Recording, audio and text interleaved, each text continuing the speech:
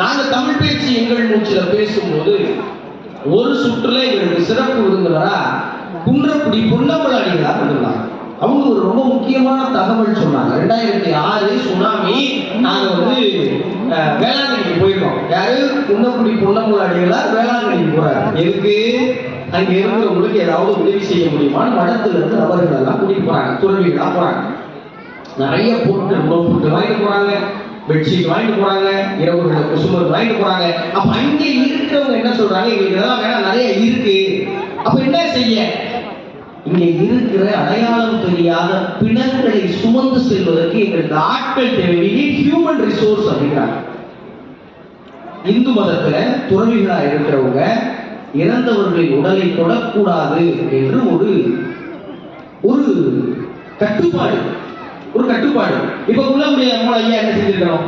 ஐயோ இல்லைங்க, நான் ஒரு சாமியாரு, எங்க மடத்துல என்னை ஏசுவாங்க, போயிட்டு வரவா வரட்டா மாமே கிளம்பி வரல.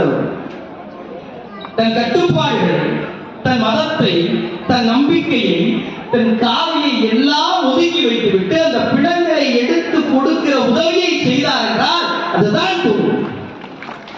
அதைத்தான் நீங்க எங்கோ ஒரு இடத்துல உங்க வாழ்க்கையில செஞ்சுட்டே இருக்கீங்க. மனைவி தங்க நெக்லஸ் ஒத்ததாக நிற்கிறாங்க. இங்க ஏதோ ஏழை பிள்ளைகள் தங்கும் இடத்துக்காக தவிச்சு நிற்கிறாங்க. ஒரு ரிட்டேரியன் தன்னிடம் இருக்கும் பணத்தை தங்குமிடத்திற்காக ஏங்குகிற ஏழை பிள்ளைகளுக்கு கொடுத்து விட்டு தங்க நெக்லஸ் கேட்ட மனைவிக்கு கண்ணத்தில் ஒரு முத்தத்தை கொண்டு சமாதானம் பண்றாங்கல்ல, அதுதான் இருக்கு. அதற்காக நீங்கள் போற்றப்பட வேண்டியவர்கள். ஏன் புராணம் நீங்க மத கதையெல்லாம் எடுத்துக்க வேண்டாம், அதுல இருக்கிற நல்ல விஷயத்தை மட்டும் தூக்கிக்குவோம்னு நான் நினைக்கிறேன்.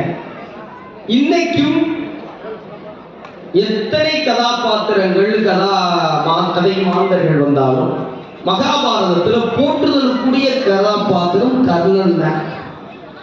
ஏன்னா அவரை வச்சுதான் படம் எடுத்தாங்க, மற்ற எந்த கேரக்டர் வச்சு படம் எடுக்க கேரக்டர்ஸ் வருவாங்க. கதை மாந்தன் கர்ணன் தான். ஏன் கதை மாந்தன் கர்ணன்? கர்ணன் கூட நீ ஒரு ரொட்டேரியன் வச்சுக்கோங்களேன்.